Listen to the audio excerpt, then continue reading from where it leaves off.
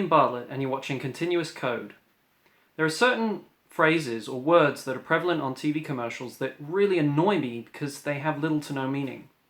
For instance, the announcer may say, "This product works up to 3 times faster than the competition." And if you don't think much about it, you expect results that are consistently 3 times faster. But if you think about it a little, you'll realize that even if the product performs worse than the competition, the ad still isn't lying, because it said up to, which gives no minimum guarantee. In IT, we may fool ourselves into thinking that everything is factual. Everything must be measured, quantified, it's zeros and ones. How could there be any leeway in between? Well, there is, sadly, and sometimes to make an informed decision, you have to read between the lines and cut through the buzzwords. So I made up this list of top 10 terms that are used to promote tools, libraries, and programming languages that should not be taken too seriously. Using hyped up buzzwords to sell products is such an old practice, you'd think we'd be immune to it by now. You would think that management courses would cover how not to be baited by buzzwords. One of the hyped terms at the moment is DevOps, and the problem with being a DevOps tool is that, much like Agile, implementation of DevOps depends a lot on the context. So not all DevOps tools are the right fit. Instead of saying that your tool is DevOps, it would be better to explain for which situations the tool is suited. At number 9, I picked all-in-one. A tool that provides many services isn't necessarily better than several tools that, put together, provide the same range of services. The devil is in the details here.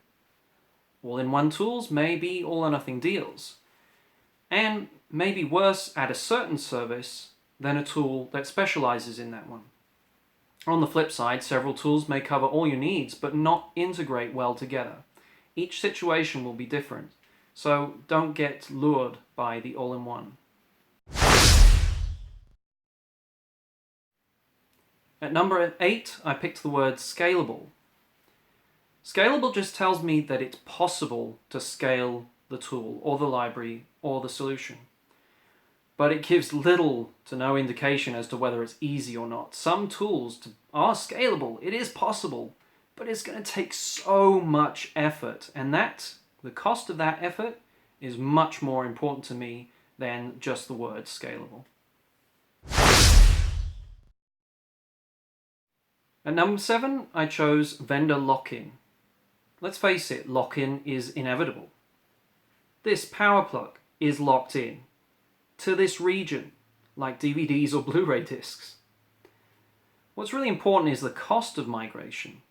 Being locked into this European power plug isn't very costly because I'm not moving very much from one country to another, and power adapters are cheap.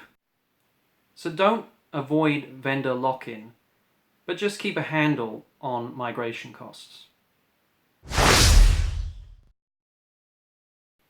At number 6, I chose the phrase, "You don't have to do X." And this phrase usually implies that X is stupid. I mean, who would want to put semicolons at the end of statements? As if writing periods at the end of sentences were bad. You know what? For want of semicolons, there are some very weird situations when writing Python or Visual Basic programs where you need to be very careful when you break lines. Of the languages that I know, Haskell is the only one that properly deals with the absence of statement terminators. So instead of telling me that I don't have to do X, tell me why X is bad. At number 5, I chose the word modular. I hope every piece of software is modular. Saying that software is modular is like saying that cars have brakes.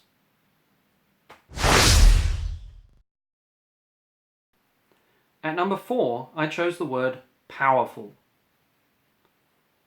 Lord Acton once said, "Power tends to corrupt, and absolute power corrupts absolutely." Noam Chomsky once remarked that It is only in folk tales, children's stories, and the journals of intellectual opinion that power is used wisely and well to destroy evil. The real world teaches very different lessons, and it takes willful and dedicated ignorance to fail to perceive them. So, is the more powerful tool always the better tool? Lasers are cool and can be pretty powerful. They can be used to print documents, read and write CDs, cut through steel, cause permanent blindness, and shoot down rockets.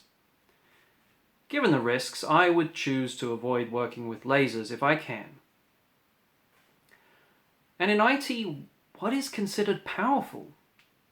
I've seen power attributed to brevity, abstraction, functionality, performance, dimensions of CPU and RAM, resilience. When you say that your tool is powerful, to which of these are you referring? And instead of telling me that it's powerful, maybe you should tell me why I shouldn't be afraid of using your tool. At number 3, I chose the phrase out of the box. Now, if I take this hand vacuum out of the box, well, it doesn't really do anything.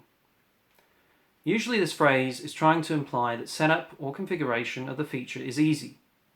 But no matter how easy something is, it usually needs to be plugged in. I'm not even sure if the phrase batteries included is better. I still need to push the right button.